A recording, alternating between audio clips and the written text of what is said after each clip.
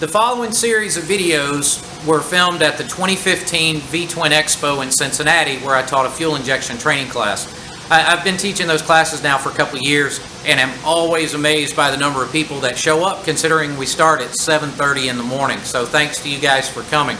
I'm putting this video up because I had a ton of customers call that wanted to make it to the Expo this year, but they weren't able to. So a big thanks to Carlo from the MAG Group in Europe for taking the time to film this from his seat in the audience and getting it to me. So that's fantastic. Thank you, Carlo.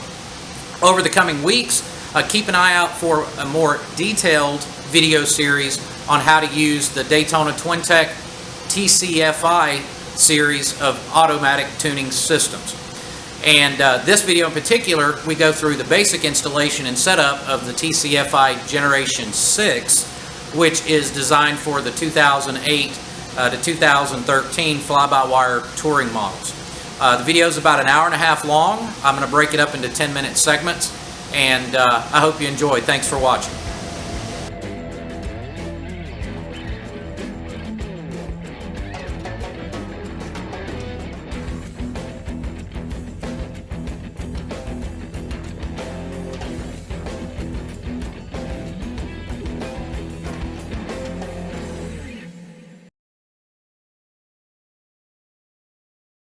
Maps, how you pull stuff, everything else. So we're going to do a real world. All right. I'm Kevin Baxter, by the way, the tech manager for Daytona TwinTech, but I also own a shop in Atlanta. So I deal with the same shit every day that you guys deal with. Okay, so we're going to kind of do a common sense, real world approach to this tuning thing. Right? Okay. The big evolution over the years with fuel injection. Base maps are a big deal, right? You want, base maps, you got to have base maps. I'm going to show you how to build your own base map in just a few minutes. Okay, it's really not that difficult to do. Auto tuning systems should have the capability of building their own maps, essentially. Okay, but auto tuning, I want to clear something up, it's a misnomer. All right, a computer will do nothing until we tell it what to do, right? There has to be some amount of instruction that we give a computer.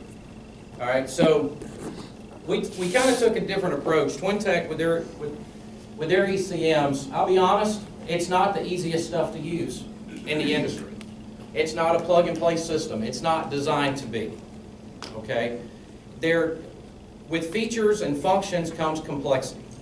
All right, and over the years, as the product line developed, we had so many different guys, everybody from, turbos and pro chargers to, racers wanting nitrous controllers, stage RPM limits, wanting all these features and functions packed into it.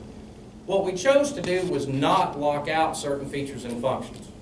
We give you the whole deal, right? It takes some time to learn it, okay? Your first one is going to take you a little while to get your head wrapped around it. But I'm going to make it as easy as possible. How many have ever seen our instruction sheets? So, shit, they're that thick, right? All right. And they're written by a brilliant engineer, I'm going to be honest. But that brilliant engineer doesn't install them every day. Okay? So again, what we're going to do is just do the quick, step-by-step stuff to get the bike running. Okay? All right. Cool. I guess we'll start with... Let's start with some photos. Actually doing an installation, right? We have several different models. We have what we call our Generation 4. All right, the Generation 4 works on basic 01, screen. 01 all the way up to the fly-by-wire, and then up to 2010 on your Softails and Dynos. Okay, so pretty broad coverage. And the format of the Gen 4, it also works on your 07 and up Sportsters and 07 and up Sportsters, and we also have a V-Rod version. All right, when we get into the fly-by-wire bikes, we go to the Generation 6.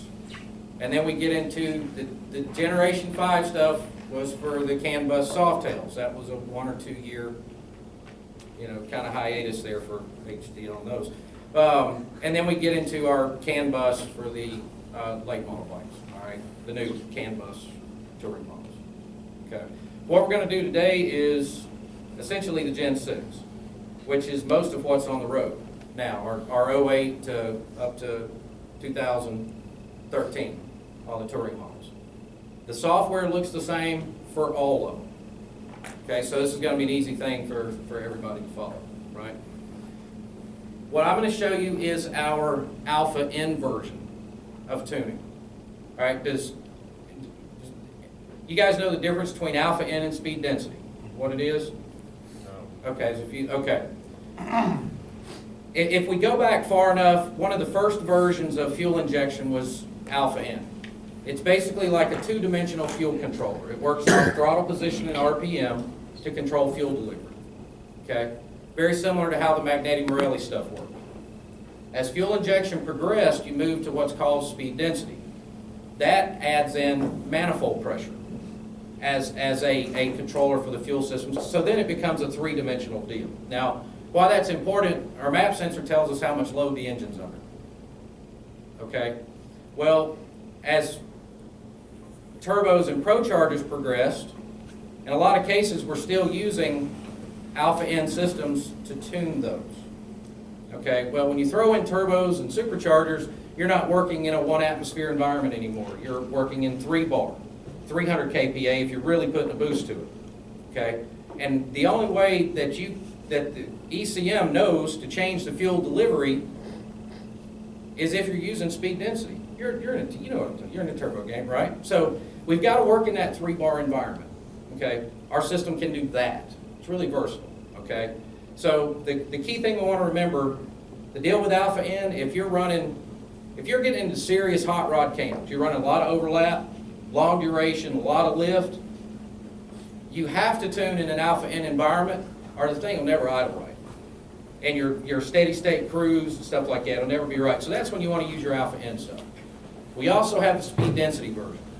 Mild hot rod, good decent street engines, I'd say under 600 lift, under 240 duration, something like that, just good street cams. Your speed density is the kicker. Okay, and to make it, I guess, easiest to understand, 20% throttle, 2,000 RPM going uphill is a whole lot different than it is going downhill. So the fuel delivery should be different for the two. Okay, so to give you some examples, like your factory ECM is a speed density system. All right, your race tuners, TTSs, they still maintain the speed density portion of it.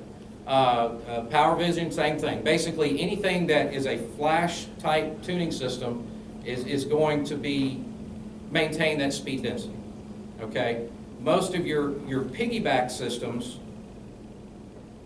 technically convert it to an Alpha N because it's basically using throttle position and RPM to change fuel. Okay? Any questions? All right. How many of you are awesome at tuning carburetors? You guys are the best fuel injection tuners. And I truly believe that because if you get out on the road, you have to know what it feels like.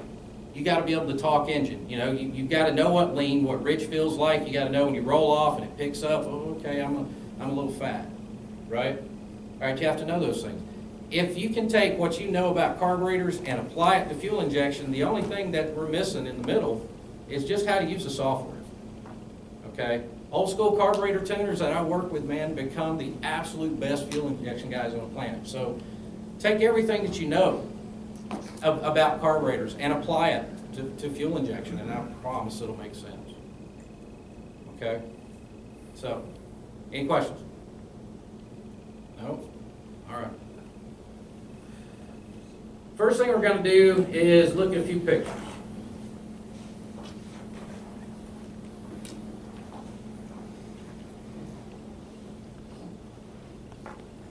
See that okay? All right, we've all seen that, right? It's the stock ECM. Now, that's the unit plugged in. Now, there's a couple of exceptions with the Gen 6. 08 and 09, we're using the 18 millimeter O2 sensors, and then 2010 we switched to the Lambda sensors, right? The small ones. So what we try to do is utilize as much as of the factory wiring harness as possible.